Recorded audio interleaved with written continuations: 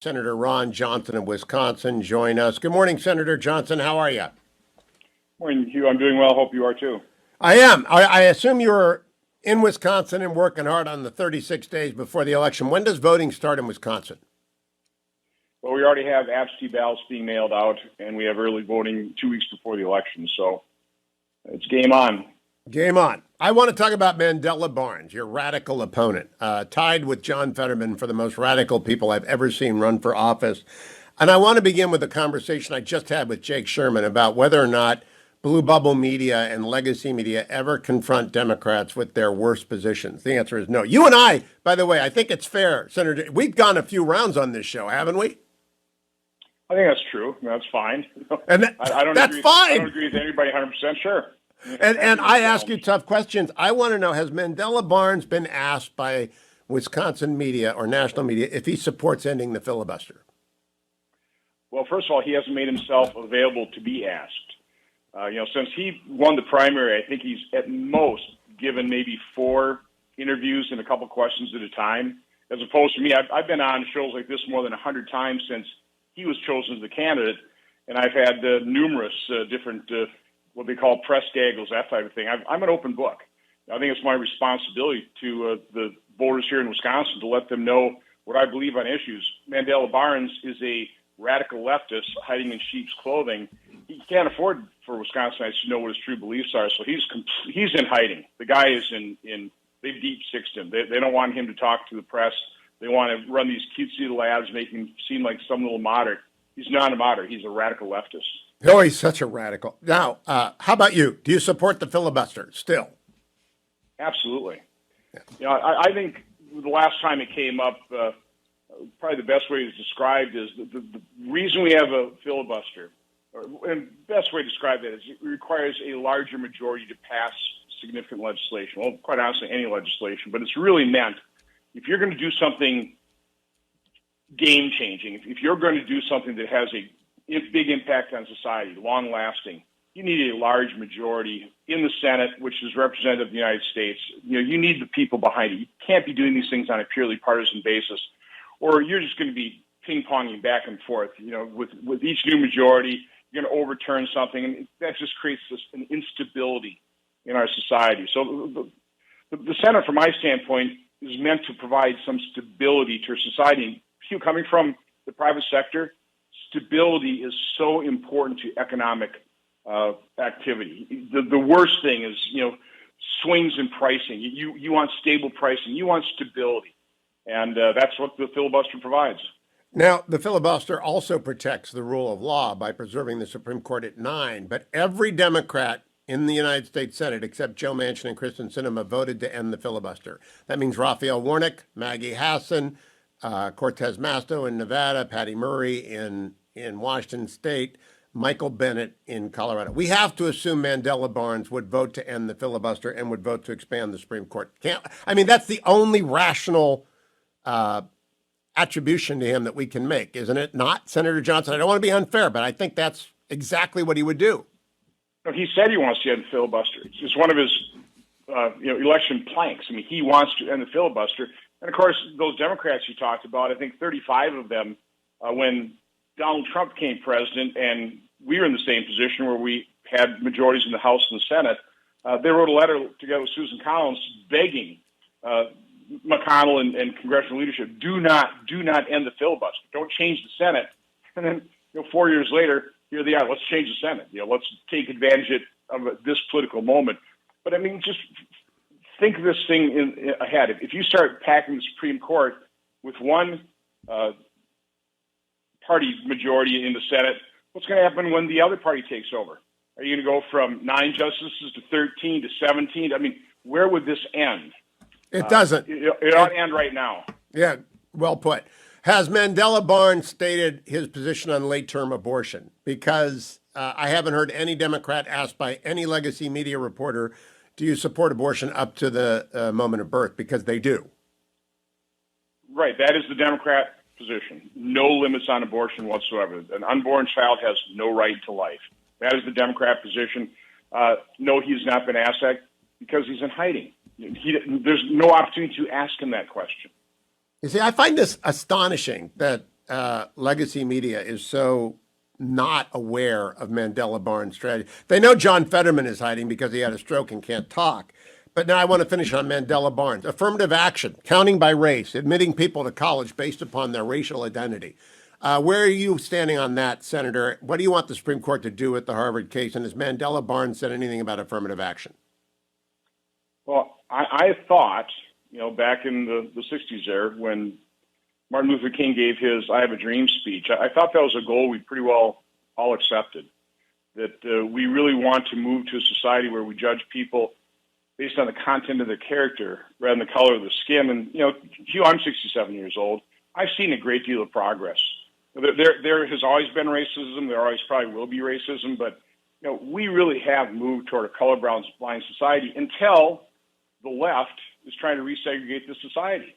And they're doing it through college admissions. They're doing it with critical race theory in our schools. I mean, to me, it seems it's just so unfortunate what the left is trying to do in terms of dividing this nation. We're not the dividers. Conservatives are not the dividers. We're not the angry ones. We're highly concerned. We're passionate about trying to save this country. But it is the left that wants to fundamentally transform America. And one of those fundamental transformations seems to be resegregation of society. I think it's just tragic. Isn't it counting by race? We are the same age. I mean, you're younger than you, but we're the same age. And indeed, until affirmative action was reintroduced, I thought this battle was fought, that no one would be discriminated. And if Harvard has to be 100% Asian American because they get the best test scores, fine. If it has to be 100% black because they get the best applications, fine.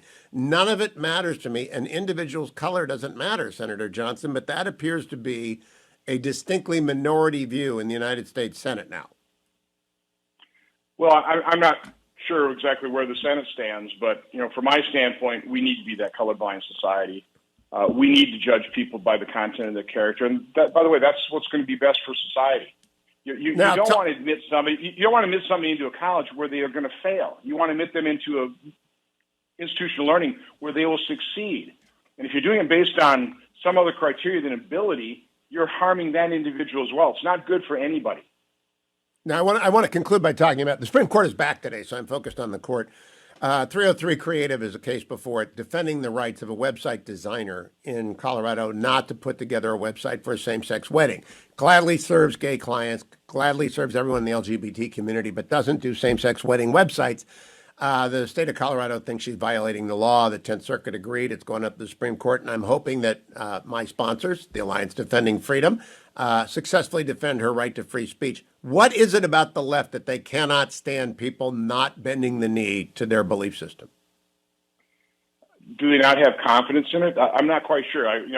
We're conservative, so we really are the live and let live party. I really don't care what you do. I really, as long as you're not infringing on somebody else's freedom, as long as you're not harming somebody else. I mean, you go live your life, and that's fine. I'm not going to impose the way I live my life on somebody else, but you're exactly right. That is what the left does, which is what is so annoying about the left. It's far worse than annoying, but they've got to shove everything down your throat. Listen, I think we're a compassionate society. Transgenderism. Listen, I have compassion for people who, just aren't quite sure. Okay, but I don't think you impose that, and you certainly don't push transgenderism on children. Let them grow up to be an adult. Don't be pushing these ideologies on our young people.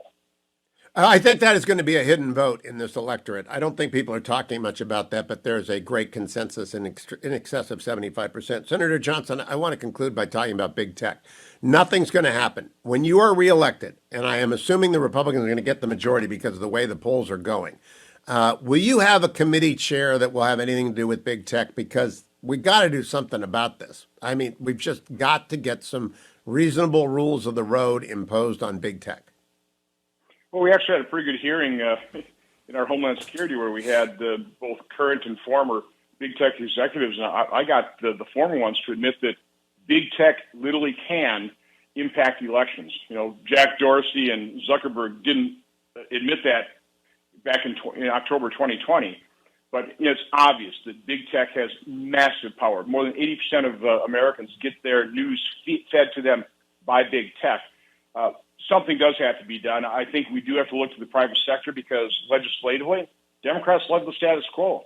They like the fact that the big tech social media giants is on their side. So you're not going to get help from them. But we need to expose it. I think we did in our HISGAC hearing a couple weeks ago. But no, if we get the majority, if I survive the election, I'll be the chairman of the Permanent Subcommittee on Investigations. And I've said I'll be like a mosquito in a nudist colony. It'll be a target-rich environment.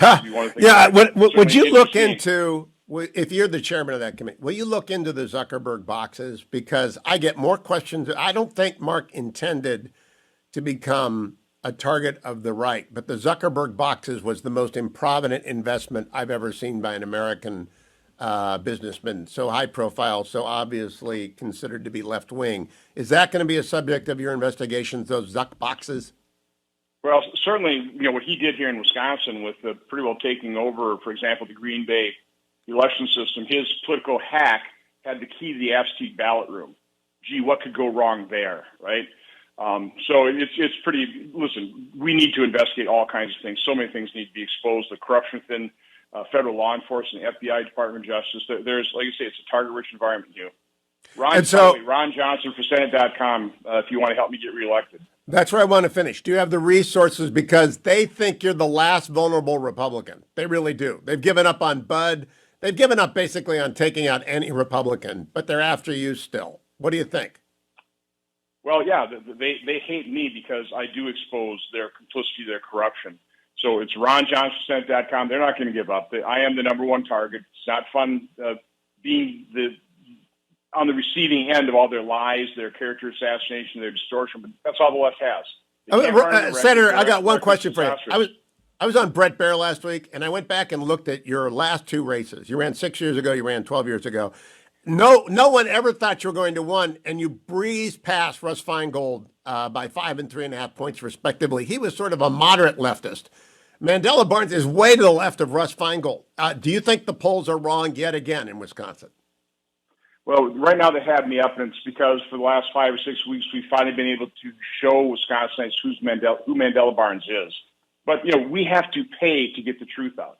The truth should win. I'm doing everything I can so the truth prevails, but we need the resources to get the truth out there because we're not getting help by the mainstream media who are in the back pocket of the radical left themselves. So RonJohnsonSenate.com. If we get the truth out, I should be able to save this U.S. Senate seat. Ron Johnson for Wisconsin.com. Spell out FOR, Senator? Yeah, for Senate.com. Yep. For Senate. Ron Johnson for Senate.com. No one ever needs a radio host to do the website wrong. Ron Johnson for Senate.com. Thank you, Senator.